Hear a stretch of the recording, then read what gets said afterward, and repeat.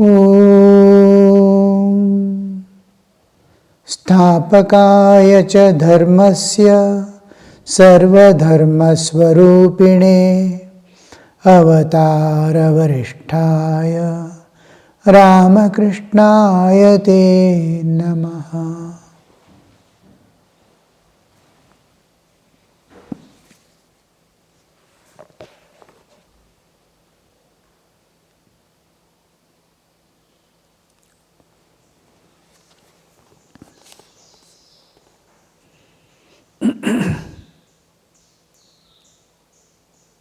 I find a change coming over me, Sri Ramakrishna is telling. I find a change coming over me. Years ago, Vaishnavacharan said to me, one attains perfect knowledge when one sees God in man. Now I see that it is God alone who is moving about in various forms. As a holy man, as a cheat, as a villain. Therefore I say, Narayana is in the guise of the sadhu, Narayana is in guise of the cheat, Narayana in guise of the villain, Narayana in the guise of the lecher. So, how we evolve to penetrate through the material aspect of existence and find the divine within. Then we see, first, we are not able to see divine anywhere because we are not seeing divine within ourselves. What are we? We see outside. I am matter, I am body now. I see only bodies and material world. Nothing more. When I go inward, my eye shifts from the physical body to something else inside. I will see a person independent of his body. I see the world independent of certain external coverage. This Nama Rupa, beyond the Nama Rupa, we can see if I know myself beyond Nam. As I go inward, so I transcend the external world also. Each material aspect we are transcending on either side. So, because I am body, I see other bodies. Because I am psychic being, I see the psychic of others. I understand he is good, he is bad. All this understanding are limited to the external most being of mine. So here, last, as we go, as we evolve, as we reach our own innermost core of our existence, the spiritual existence, I see the Spirit everywhere. Then the Spirit is not only inside, but it is pervading the whole bodily existence, from core to the external most. So this expansion is most important part of our existence. So we don't see only inside there is light, but light pervading up to the body. God Himself has become, He is in the guise of a cheat, His guise of a sadhu. When do we say He is in the guise? When the external covers also, we see God has become that. Inside is Himself. When I sleep, the second part of deep sleep, I am one with the Absolute in its own way. So I am in the spiritual world. I leave the physical body, subtle body, causal body. I enter the beyond, my spiritual existence, my bodily existence. So inside is, in every object, every being, there is the indweller. And his pervading has become the universal also. When we see this universal aspect of God, pervading everything, manifesting as the object, then we see he's in the guise of, he's in the guise of.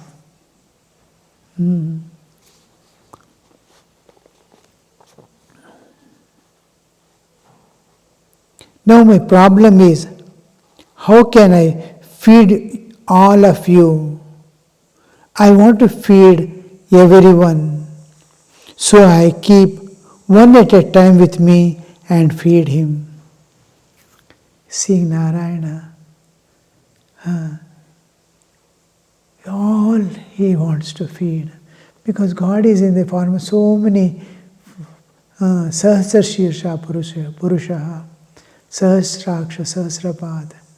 So he is in so many forms God has, but at least those who come to him, he wants to feed. How to feed?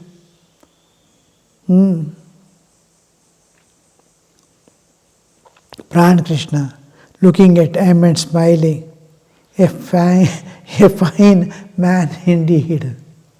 About Sri Ramakrishna means he is freely expressing his feelings. He is seeing God in everyone, and practical level he wants to bring by feeding. But how can I feed all of you? So I keep one at a time. The prasad from the mother's temple come for his food. He shares with these people. Pran Krishna looking at him and smiling, a fine man indeed, to the master. He would not let us go till we put him ashore. Pran Krishna is telling to him, a fine man indeed, to the master.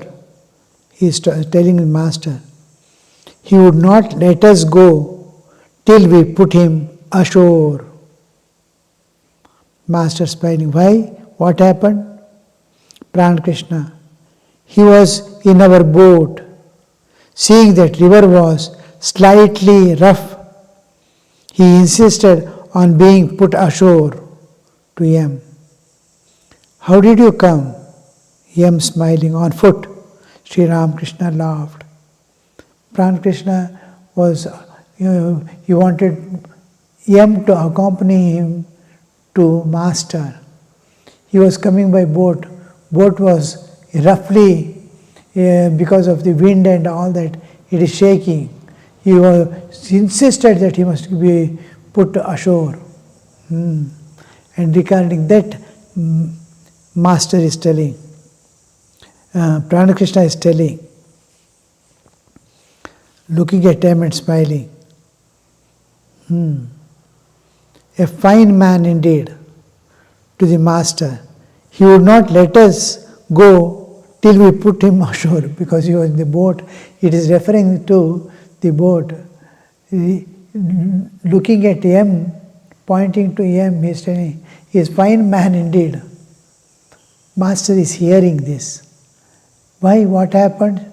No, he would not allow us to go in the boat till he was put ashore, because the boat is shaking. Why? What happened? Pran Krishna, he was in our boat. Seeing that river was slightly rough, he insisted on being put ashore. To him, how did you come? Master is asking. Pran Krishna himself is asking to him, how did you come? Yam smiling, on foot. Sri Ramakrishna laughed. Pran Krishna to the master, Sir, I am thinking now of giving up my work. One who is involved in activity cannot accomplish anything. Pointing to his companions. I am training him to do my work. Pointing to his companion, I am training him to do my work. After I resign, he will relieve me. Work has become intolerable. A day comes in life when we understand and start experiencing and feeling all this is vain, doesn't have any meaning. Just if we look back from our childhood days, how the childhood days have gone. What have we got in our hands today? Years passed of the youth. We are moving towards old age. What have we got? Net what is in our hand? Empty hands. Only karmic load we have increased throughout. No enlightenment. I don't know who am I, where from I came, where am I going, what is death, after death what is. Actually, we are afraid of death in one way because we do not know what happens after that. Does my existence completely vanish after that? Or am I going somewhere into deep darkness, an unknown thing? With sleep, I am temporarily separating. With death, I am permanently separating from the bodily existence. Do I continue to exist or not? Because death is the end. A kind of, because it's very vague and any amount of explanation that will not convince the soul. Everything is good for reasoning, but what we experience is fear. Most of the time we say, I'm not afraid of death. But as the time nears, as the old age envelops, clutches us, then slowly, what next? What next? Much before, some people, early in life, they get this awakening. Oh, this world is enticing, keeping us engaged, keeping us tied. One day it will all leave and go. Nothing remains. I have to separate from my family. I have to separate from all my possessions. What all I did, whether it is work which has brought me up with all goodness and greatness, my powers and authority, nothing remains. All the things I have to leave as it is, which I was calling mine and was not able to tolerate anybody touching or possessing it. How we weep if we lose a golden chain or a cell phone, which is going to part from us. But how much attached we are, we will know when we lose certain things. Just a watch, a cell phone, if a person loses, how much restless he becomes. Not because he has lost that wealth as if, money as if. How much it costed, how I got, how will I get another one? All this, how we are attached to things, but one day all will leave and go. So nothing goes with us. We know clearly, but we are not able to leave the clutches on, we don't leave the rope loose. Let the rope go. Now, these attachments, these desires, these ambitions continue. we go, wherever we go in the next life, again we develop the same thing. A family, this, same suffering and bondage he passes through. Once you enter, you are not able to come out of it. And this continues, lives after lives. So in some people, early in their life, they get this awakening. You see, birds are there, just it is dawn. First rays of brightness, slight brightness coming in the sky. They start chirping, making beautiful sounds because they are seeing light now. But there are some birds which start making sound, chirping, much before the dawn, in anticipation of dawn. Dawn has not come. You can see cock crowing, 4 o'clock. Dawn is far away.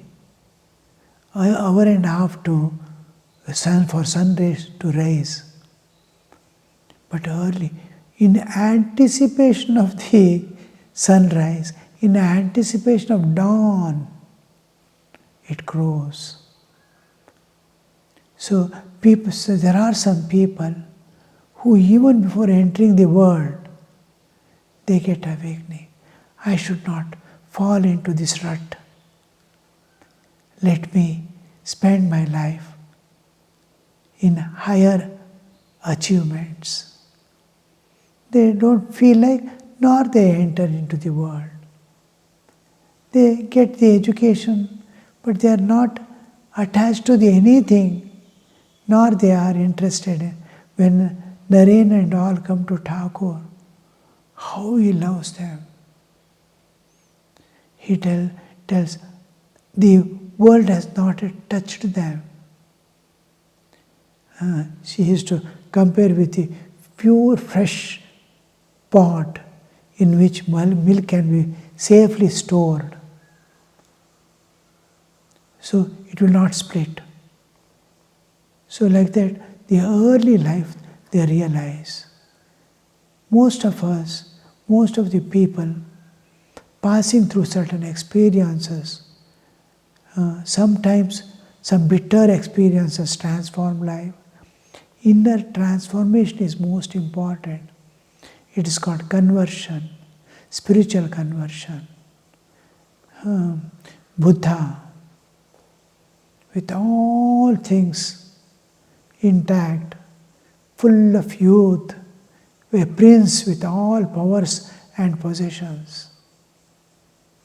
Just look at the suffering of others, undergoes a conversion, spiritual conversion. Immediately, at once he leaves the home, young, beautiful wife at home, newly born child, still in infancy. He leaves. I have to find the solution. Walks off. So, in many people, someday or other, in some life or other, everybody will get that. But in our own lives we see people slowly waking to the higher ideals, waking to new life, waking to a new dimension of understanding. They leave the old things, old way of living, or just as a person drops off his old clothes and wears new ones. They drop off. There is a transformation from top to bottom. The whole thing is transformed. New life, new way, new ideas. They start walking. Fearless, joyful, moving with God in this world. And that seeing God everywhere, seeing the divine everywhere, as divine, moving in this world, it's called Parivraja, Parivrat, who is seeing in God, he is moving. Parivrajati, he is moving about in this world, not as belonging to the world or seeing world. He is seeing divine and moving about. Means when we see God anywhere, it is Ananda Swarupa. When I see, I move with God, I move in God, I am Satchidananda Sagara. I am full of bliss, I am full of joy. Even a touch of God inside, a remote one ray of God, I have been able to capture in my heart. Nothing affects me of this world anymore, nor my vasanas or the tendencies possess me, nor selfishness will be there, nor self-centered life anymore. All things break a small, rarest life. So the light is most important for us. So, sir, I am thinking of this giving up. In every soul's life, we come across this.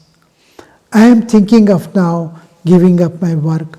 One who is involved in activities cannot accomplish anything, point to companion. I am training him to do my work, because responsibilities cannot be shirked off, duties cannot be given up. Duties, three aspects of our life: bodily existence, doing work in this world. It has to continue in some way or other. It expands and continues without any kind of stoppage, bodily existence. Then there is my psychic existence, which tries to keep the memory of God again and again, trying to recollect, either through japa or some means. Mind is kept tuned to the divine. Intellect is searching in the scriptures, here, there, words of the saints, words of the enlightened. How can I go? What is the reality? Now and then, intellect is curious. Can I see the divine here?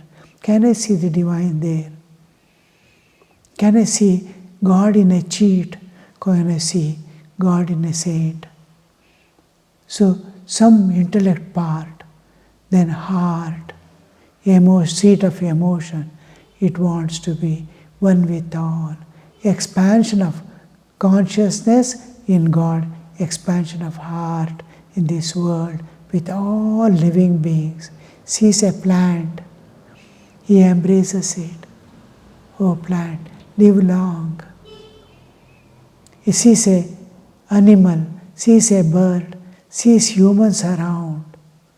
His love is radiating. And here we see the equanimity comes into picture. He is beyond the dualities.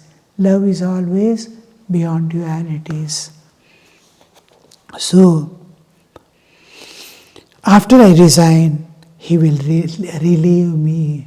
Duties cannot be shirked off, nor the responsibilities. He has to hand over to someone, even while going for Vanaprastha at the ripe old age. Then also, everything is handed over. If he has a girl who is unmarried, he has to hand over to the right person who can take care of her and get what is to be done by the parents he would do.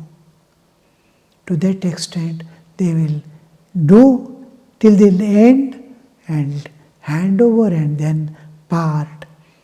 We at 72, at the age, the vanaprasthis, if husband wants to take sannyasa at 72, he has to hand over his wife to a safe place, some ashrama here, there, and see that she is safe and comfortable, and then leave. We cannot give up anything in this world as duty and responsibility.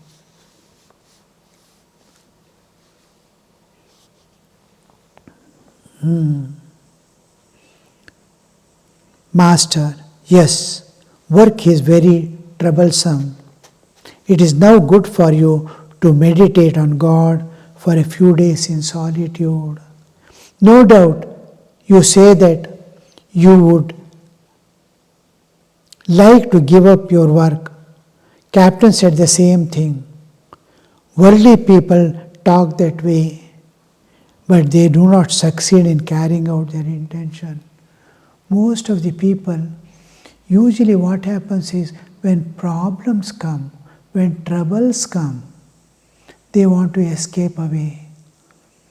It is something like Markata Sannyasa or something where I want to avoid certain things. Not that my longing is taking. My longing for God taking is different. He doesn't calculate, he doesn't think, he don't, just walks off. Even in the monasteries, we see those who want to do serious spiritual practices and all, work and nothing comes, the obstruction. They go on doing silently their spiritual practices, attending to all, they are as normal as others are.